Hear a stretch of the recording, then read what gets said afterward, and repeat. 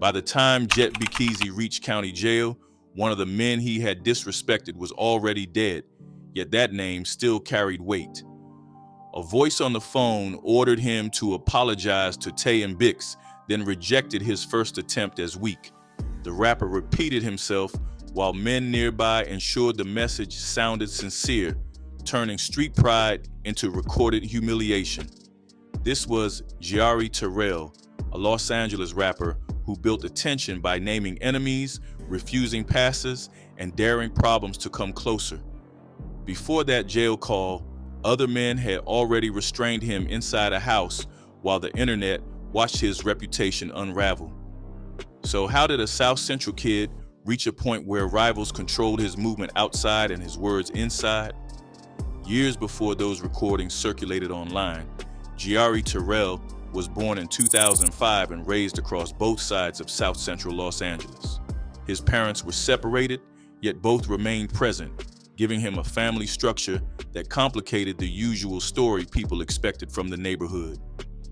His mother understood what waited outside, so she repeatedly warned her son against street activity, gang politics, and the trouble following both. His father stayed unaffiliated, kept a quieter personality, and rarely sat Jiari down for serious conversations concerning gangs or criminal life. That difference left his mother sounding alarms, while his father remained laid back, although neither parent wanted their child claiming any neighborhood. Jiari still stepped off the porch, entering a world his parents had deliberately avoided while he was growing up. His decision was not inherited through either household, which meant the street identity came through outside influence, neighborhood relationships, and his own choices. He later admitted that his mother initially pushed back hard, then eventually accepted that he remained her son regardless of his affiliation. By then, acceptance could not reverse what had started, since Jiari had already entered a pattern that would consume almost every teenage year. Before JetBkeezy had songs, videos, or enemies repeating his name online, Jiari was simply a young kid moving much faster than his age. His first known arrest came at 12 when he carried a firearm onto school grounds, and another student apparently noticed what he possessed. Word eventually reached school officials, leading authorities to recover the weapon before Jiari entered juvenile custody for the first time. He later described himself as a reckless child, without offering any grand explanation, although the consequences quickly stretched beyond that single school incident.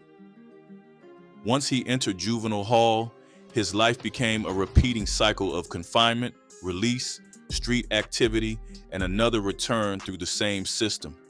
Between 12 and 17, Jiari claimed the longest period he remained outside custody was roughly 3 months before trouble pulled him back. Those years included juvenile hall, camp, placement, and repeated releases that gave him very little time to establish anything stable outside confinement. When interviewers asked what brought him back repeatedly, he avoided details, describing the conduct only as regular street activity that remained too serious for discussion. That silence matters, since his public image later depended heavily on speaking recklessly, while his earlier juvenile history remained mostly hidden behind vague language. Inside those facilities, however, long empty hours created another outlet, and Jiari began writing lyrics while surrounded by other young offenders. Rap did not immediately replace the streets, although it gave him somewhere to place the aggression, loyalty, and pressure shaping his adolescence. He kept practicing through repeated lockups, slowly developing the clip delivery that later separated his records from more traditional West Coast rap.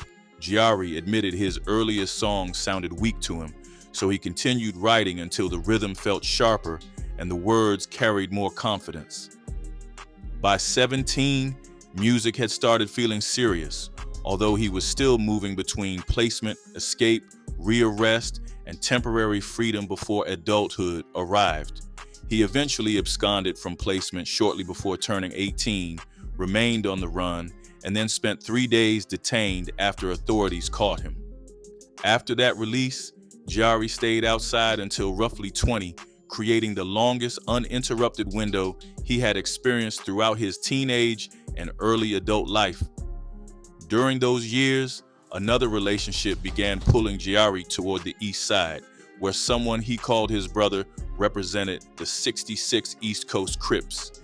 Jet consistently presented the bond as the reason his allegiance eventually changed. When that brother lost his life, Jiari returned from years of camps and placements, carrying grief alongside an older, Rollin Hundreds identity. Those loyalties did not immediately erase each other, leaving him connected to West Side friends while feeling drawn toward his dead brother's East Coast circle. The tension became harder to ignore once Jiari reached 16 or 17, when street identity carried serious consequences across music, friendships, and public footage. Old videos already showed him representing the Rollin Hundreds, which meant any future move could be replayed, questioned, and mocked by people watching online. Jiari understood that problem, yet he later said he felt no shame about the history and refused to pretend the earlier affiliation never existed. His explanation remained direct. His brother died, people failed to respect how he responded, and he decided where he intended to stand afterward.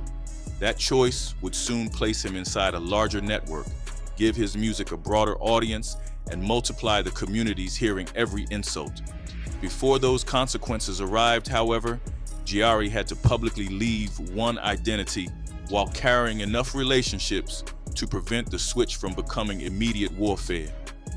Jiari's first recorded gang identity connected him to the 111 Neighborhood Crips, a Westmont set operating under the wider Rollin Hundreds umbrella. He had claimed that side during early adolescence, which gave critics visible proof once his later East Coast affiliation became part of his image. Around 16 or 17, following his brother's death, Jiari moved into the East Coast Crips and accepted the Hood Hopper label without hiding anything. In Los Angeles gang culture, switching neighborhoods carries heavy disrespect, especially when old videos preserve exactly what somebody represented before changing sides. For an aspiring rapper, those clips could travel farther than any private explanation, turning a personal decision into material for enemies and online spectators. Jet never denied the footage, nor did he invent bad blood with everybody from his previous side to make the move appear cleaner. He maintained that close friends remained within the Rollin Hundreds, while his dead brother's connection to the East Coast drove the decision more than internal conflict. The transition also avoided an immediate war because both groups shared several rivals, leaving enough overlap for certain personal relationships to survive. That situation allowed Jiari to change public allegiance without completely abandoning everyone who knew him before JetBkeezy became his growing rap identity. Still, the switch followed him into every interview where hosts repeatedly returned to the same question and Jet answered with defiance rather than regret. The East Coast Crips stretched beyond one block, including numbered sections such as the 59, 62, 66, 68, 69, 76, 89, and 97 sets. That wider structure placed Jet inside a network reaching across South Los Angeles and other areas of Los Angeles County. It also connected him to long-standing conflicts involving the Athens Park Bloods, Swans, BPS, Hoovers, and several other rival communities. For a young rapper, building songs around direct neighborhood insults, that geography mattered more than any traditional music industry rollout. Every upload could reach people tied to another section, another fallen member, or another dispute that existed long before Jiari started recording. His new affiliation, therefore, expanded both sides of his career, giving him more supporters while placing additional enemies inside the audience. Jet openly admitted that his records named places and people he opposed, which meant listeners never had to guess where he stood. He also said he expected no passes, especially with visible gang markings across his face, announcing his identity before any lyrics played. That attitude made Confrontation part of the product, tying his music growth directly to the possibility of real encounters away from cameras.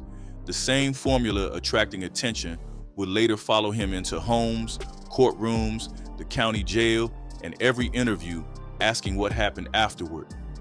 Around 2022, Jet became part of a younger East Coast rap wave, uploading videos rapidly from the same extended neighborhood network.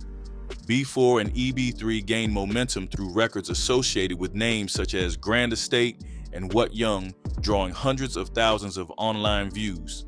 Day 3, Playerways, Uchi, G Money, Lil BD, plus other local artists formed a circle surrounding Jet's growth rather than serving as background figures. Their movement worked like a neighborhood relay where one viral clip brought attention toward another rapper, another record, and another section. Jet's music benefited from that shared energy, especially once local listeners began treating his songs as extensions of real street alliances. EB3's incarceration added another thread to the group, since Jet repeatedly called for his release while insisting his brother would return within several years. Day 3 and Playerways remain names he mentioned during interviews, showing that his rise stayed rooted in the people around him. That relationship linked his generation to JetBkeezy the Ruler, whose success represented what many younger Los Angeles artists wanted from street-based rap. Jet admired JetBkeezy as somebody who had turned a neighborhood voice into wider recognition without removing the danger from his delivery. Jet's recording process moved fast, especially after he began working closely with the videographer known as A Visions during his early serious releases. A Visions was reportedly considering leaving camera work, yet Jet kept calling with fresh songs and requests to shoot another video immediately. Some tracks began on Jet's phone, where he claimed he could finish a record inside roughly 13 minutes before deciding whether studio re-recording mattered. That speed produced more than 40 music videos, giving his audience a constant stream of neighborhood footage, disses, affiliations, and recognizable faces. His track Grand Estate gained local traction once his section supported it, while Get later became his most viral record through social media clips. The growing catalog made Jet appear unavoidable within his lane, although each new release also circulated his threats among people he repeatedly targeted. He treated that risk like part of the job, explaining that he never expected enemies to overlook lyrics simply because music carried them. By then, his gang markings were visible, his previous hood remained searchable, and his new East Coast identity had become central to every performance. JetBkeezy was gaining the motion he wanted, but the same content building his name was quietly creating a list of unresolved problems. Soon, one missing chain would pull those separate tensions together, turning online trolling into something far more difficult to dismiss. By the time JetBkeezy gained momentum, his songs were reaching far beyond East Coast Crip territory, especially whenever he targeted rival neighborhoods or dead members. Those lyrics strengthened his local reputation, yet they also created real encounters whenever Jet crossed paths with people connected to the names he mentioned. He later admitted that problems followed the music, while making clear that he never expected enemies to overlook anything simply because it appeared inside a song. That same confidence shaped how Jet viewed older gang members, since he respected selected big homies while insisting that his younger generation carried the current movement. During interviews, he described his circle as the people actively outside, recording videos, building momentum, and setting the tone across their section. Day 3, Playerways, G Money, Lil BD, EB3, and others represented that wave, while Jet positioned himself near its loudest edge. The jewelry belonged to a rapper identified in the source material as Hebezi, although the available accounts never established exactly how Jet obtained it. What became undeniable was Jet's decision to wear the chain publicly, display it during videos, and joked that it had somehow fallen into his hands. Instead of treating the matter quietly, he leaned into the attention while people around him laughed, filmed, and encouraged the spectacle. G-Money appeared within the broader circle surrounding Jet during this period, helping frame the situation as neighborhood content rather than a private ownership dispute. That approach gave Jet immediate visibility, yet it also handed anyone searching for the jewelry a public motive to embarrass him. Every post strengthened the impression that he was daring JetBkeezy or anybody connected to him to respond in front of the same audience. The chain, therefore, became more than property, since it now represented pride, reputation, and control over who could move freely without consequences. Jet had turned the dispute into entertainment, but the next group entering his story did not approach him through comments or music. According to Jet's later account, 3 masked men entered his room while he was inside the residence with a firearm positioned nearby. He claimed that tattoos remained visible around one intruder's eyes through the ski mask, which led him to connect the group with people he described as Gotti and them. Jet considered reaching toward the weapon, yet the 3 men were already inside his space. He chose not to make that move, explaining later that attempting to fire while surrounded would likely have ended badly. The intruders reportedly searched the room before taking an AR-style firearm and a Glock, leaving Jet alive but stripped of 2 weapons inside his own home. That detail mattered heavily for someone whose music promised constant readiness, since enemies had entered his private space without giving him time to respond. Jet later described the robbery as almost effortless from their perspective, which added another layer of humiliation before the chain video even surfaced. He did not identify the intruders publicly with verified legal names, while no independent report established arrests, charges, or the exact relationship between this invasion and JetBkeezy's jewelry. The experience also explains his later comments about refusing to bring unfamiliar women into his home or let outsiders learn where he stayed. During his No Jumper appearance, Jet discussed rappers getting set up through shared locations, casual relationships, and people quietly passing addresses to enemies. He said he once allowed women into his residence, yet the practice stopped after he became more suspicious of backdoor situations. Those comments placed the invasion inside a wider fear already common among young rappers, where one careless visitor could expose a private location to everybody waiting outside. Not long afterward, another video circulated showing men identified by the Warren Cali account as Long Beach Insane Crips standing over Jet inside a house.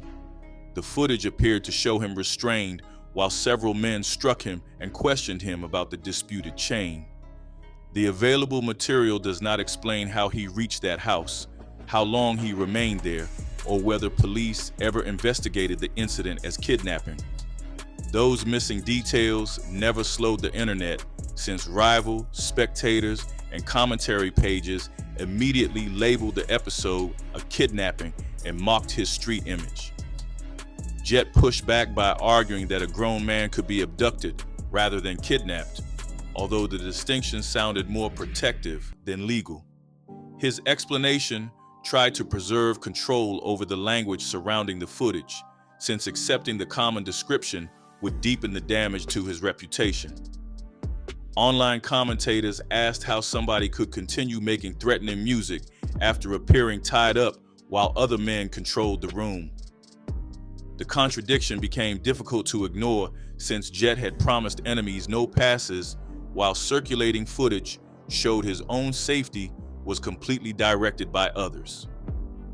Instead of stepping away, Jet rejected the mockery and returned online, speaking aggressively toward people who treated the incident as career-ending. The chain had drawn attention, the home invasion had removed his weapons, and the restraint footage had placed his humiliation before thousands of viewers. Reports later claimed that his effort to recover respect pushed him toward another confrontation and eventually landed him in custody on an alleged attempted murder matter. That charge remains unconfirmed through court records within the supplied material, but the confinement that followed brought him directly back among people connected to his lyrics. Circulating accounts describe Jet as crashing out after the footage spread, with some reports claiming that authorities jailed him for attempted murder. The supplied research located no independent arrest report, court docket, case number, or news article verifying that specific allegation. What Jet later confirmed was that he spent roughly 8 months inside the county jail before returning home on bail. That period placed him inside a closed environment where several men already knew his songs, his public disputes, and the names he had disrespected. During his No Jumper interview with Adam 22, Jet said he landed among people who strongly disliked how he had handled earlier conflicts. He explained that they gave him 4 or 5 fades, meaning repeated fights or beatings carried out after his arrival. Outside jail, Jet could post another track, leave a location, or answer criticism through social media, but the county removed those options. The same lyrics that generated views now shaped how other incarcerated men approached him face to face, with no audience separating performance from consequence. That pressure produced the audio heard at the beginning, where someone ordered Jet to apologize directly to Tay and Bicks. After his first response sounded weak, the voice demanded that he repeat the apology with enough conviction to show he understood the situation. Jet complied, while men around him remained close enough to continue dealing with him if they considered his words disrespectful. Once the recording reached the internet, another private humiliation became public material for rivals who had already mocked the restraint footage. Adam 22 later asked whether apologizing had damaged Jet's pride, but Jet replied that the people involved were dead and were not returning. He refused to explain further, while the sources provide no verified details concerning who killed Tay or Bicks, where either death occurred or whether Jet had any connection. That uncertainty matters, since his later statements and lyrics suggested revenge without establishing anything suitable for treatment as fact. What remains confirmed through his own interview is that jail pressure forced an apology after repeated fights connected to earlier disrespect. Afterward, Jet used lyrics to claim that an enemy ran for his life, another man suffered badly, and he once reached court carrying a knife. None of those boasts appear in independently verified reports, so they remain musical claims rather than documented events. Following several months inside, he reportedly secured bail, resumed releasing songs, and appeared on No Jumper approximately 3 weeks after returning home. During that interview, he shouted out Crazy, G-Money, Boogie, A Visions, Lil BD, Day 3, Player Ways, his mother, and several incarcerated friends. He also announced plans for an album, insisting that every song would hit without suggesting that the earlier conflicts had changed his direction. The same circle remained around him. The same rival names continued following his music, and the alleged criminal matter still lacked a confirmed public resolution. Hebezi's chain, the stolen firearms, the house footage, the county fights, the forced apology, and the dead rivals now formed one connected reputation. JetBkeezy was free on bail when the latest interviews appeared, but nearly every storyline that pushed him into custody remained unfinished.